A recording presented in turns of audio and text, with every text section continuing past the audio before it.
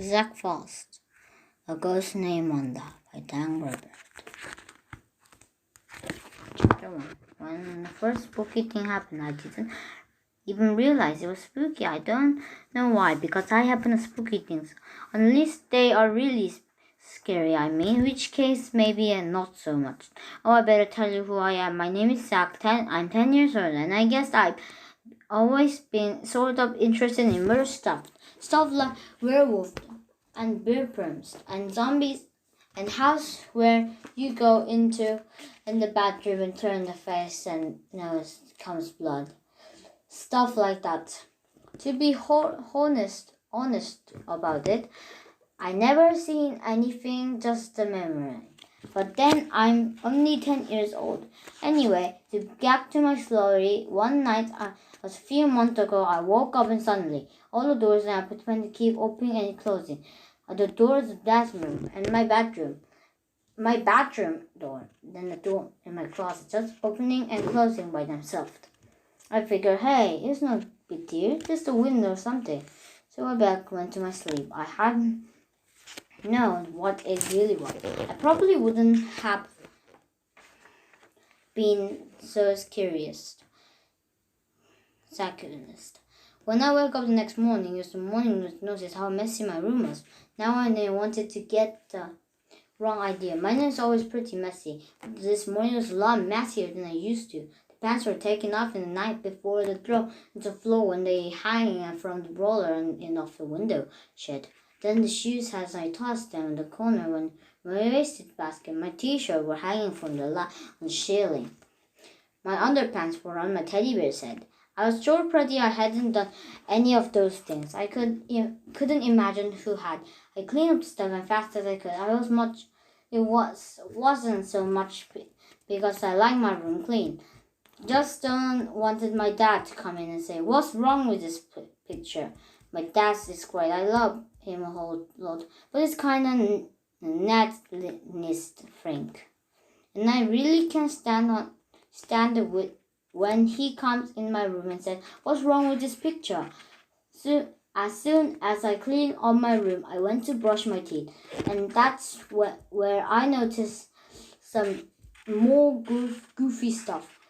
Somebody had rubbed soap on my bedroom mirror, and it's a scram rub on the toilet seat. Had some kids snagging to play the pranks on me? Or was something weird going on happen? Jack, are you up? My dad called from the hallway. Yeah, Dad, I called back. I stuck my head in the bedroom door. Uh-oh, I said. I went back to my bedroom. My mouth was dropping open. My room was messy again. Plus, all the cord was tied in a bow. All the frame photos of my grandma Leah's mattress and the bed drawer on it. There was no kids playing Frank. Something weird is going on. What is wrong with this picture? I said my dad. I could tell my dad was really upset by the mess. My mom and dad spent a few years ago. Now I spent the part of the time in my home and then part of the time with my mom.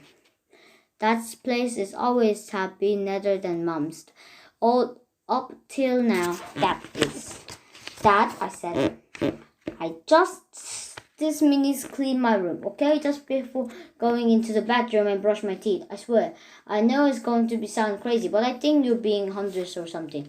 Zack, I don't mind you if you something gets careless or leave your room messy. Like that. But I really wish you wouldn't feel about it. I'm not feeling, I said. I really did clean my room just a minute ago. Then I not leave it like this. I looked at my dad's face and he wasn't buying it. But at the place for a moment, the dad was sitting up in my bookcase and floating guilty on the air. Then it flew slowly and gently across the room and landed on my dresser. My dad watched it. His eyes was very wide. So where am I? You know, Jack, said my dad after a long time. I think I believe you after all. Chapter 2. Dad and I ran to my room, escaped in the kitchen. We blocked the door and stopped process. There was turned out. Yikes! There was even worse in here. The table was already set for breakfast. The only thing was a set of upside down. The cupboards are up, open and empty. All the dishes are lying in the very tall stack, which was swaying on the stairs back and forth. There was no longer any about this. We had a police case. I read the book about this stuff. I know. But in the case you don't know, the poltergeist is like a ghost. The ghost that like in the cat's trouble. Then usually appeared at the home with the family and at least one kid. And they trashed the place. I looked my dad in the house. He was talking about this. You would think our saving is Roma Lynn tonight. I asked my dad. I don't want to spend the night in some strange model room. I said. Zack began to cooking in the stew. He flapped themselves often up into the air. Then they turned over and landed in the pan. The very tall stack in the dishes teetered in the one direction, then in the other. Then it colored in the very loud crash. The piece of smashing dishes was audacious. The refrigerator door sprang open and all the food inside spilled out the floor. On the other hand, I said, I hear the romance inns can be really nice. Chapter 3. In school, it was hard for me to my work. And the hours hard white for school boys in the New York City. There's a lot of work. I think about ghosts, even new when they're going to my dad's apartment. I was thinking so hard about ghosts and I totally turned out when I was doing in the class. At one point, my English teacher, Mr. Holmes, asked me something look on the start. So Jack, what's your opinion? My opinion? I said. I cleared my throat and tried to loosen up my tie. Yes, well, I said, starting from. You know, so there's many things always question. I wouldn't want to form the opinion too quickly. Zack, he said.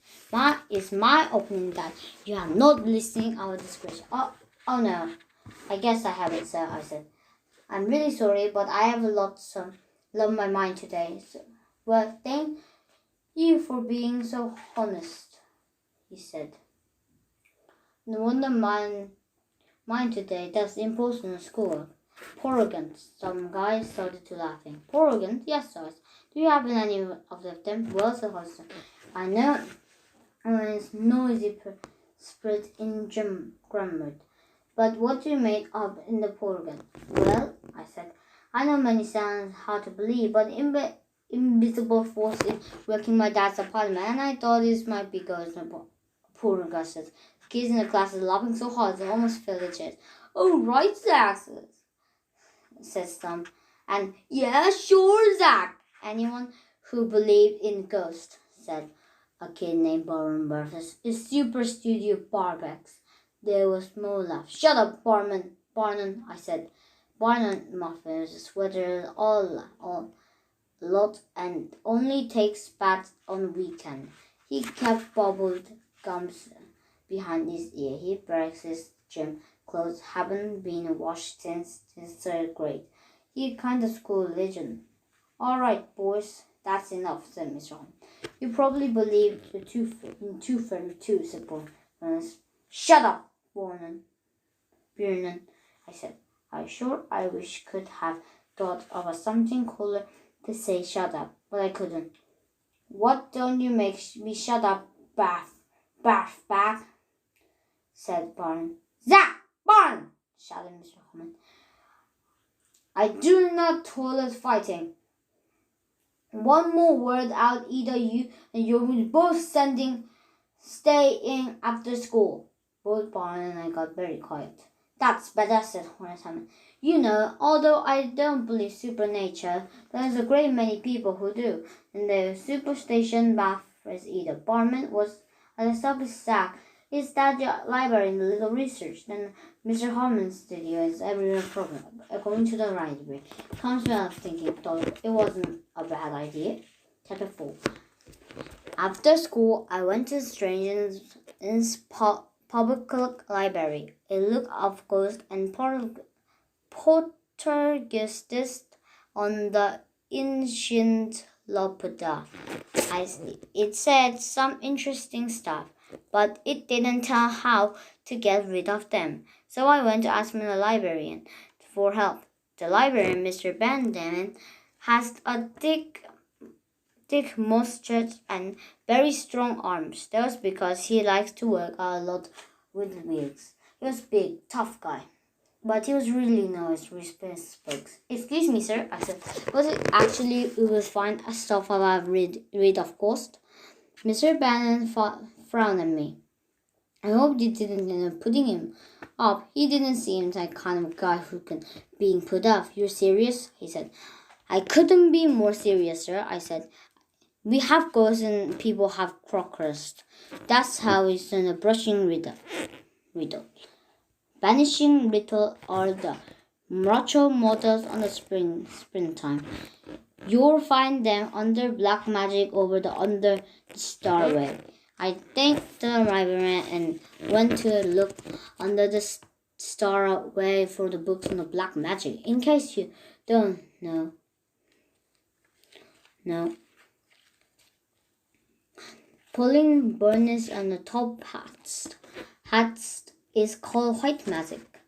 Putting curses on people and fooling around in evil spirits called black magic. I read all about the poltergeists. It is one book on black magic. I finally found the business with it. There's supposed to be light 7 black candles and say this word 7 times. Oh, evil spirit. Oh, great, the terrible demon and that swirls in the fit. The levitus in dark, speaking place. Hear me now. I cast you out. I command to the defeat. I order to leave this place. O spirit who come in the darkness. O demon of the foolish night. Who knows turned black, whereas the face turned it upside down. Whose clothes turned inside out, and that's his underwear don't show. Rouse yourself and be gone from this place immediately. It sounds like those evil spirits were all dead guys in ancient England or something. And I think maybe that's the only legend they'd understand. I didn't think I really need to talk American dead guys like that. On the other hand, maybe the spirit that was thrashing my dad's apartment was the old dead guy from the ancient England. In that case, it would be understandable. I took my book in the checkout desk. I was a line behind the big kid that all the loads of books and goats and episodes. They were sweating like crazy. Vernon, I said, what are you doing with this book? You said anyone believed in the ghost was a super sudden barf back. Vernon's eyes broke. I saw it was me. I was so red in his face. I thought he might be part being. I don't believe in that stuff, he stammered. He sure didn't sound too caving. Then why are you checking those books or ghosts? If I tell you, you promise to keep a secret? Maybe. Here's the thing, said Bernard, looking at her nervously, lowering the voice in a whisper. Something weird going on my apartments too. You mean invisible force has been trashing your place? I asked, amazed.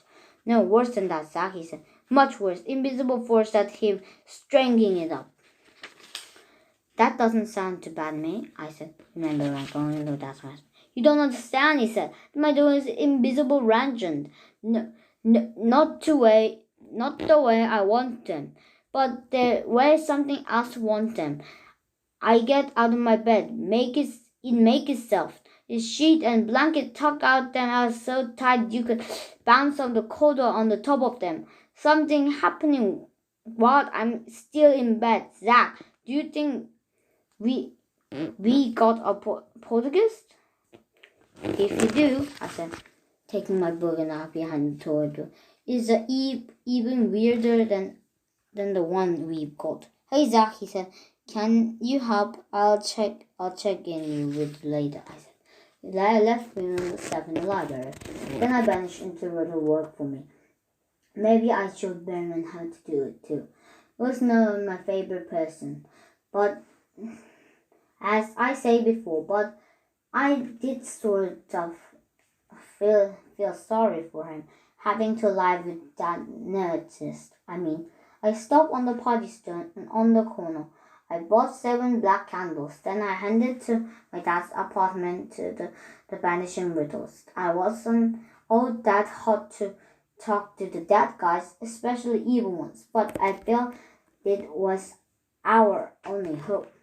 The end. Zack found A Ghost Named Wanda, chapter 1 for chapter 4. Thank you for listening to my book, and please subscribe and like.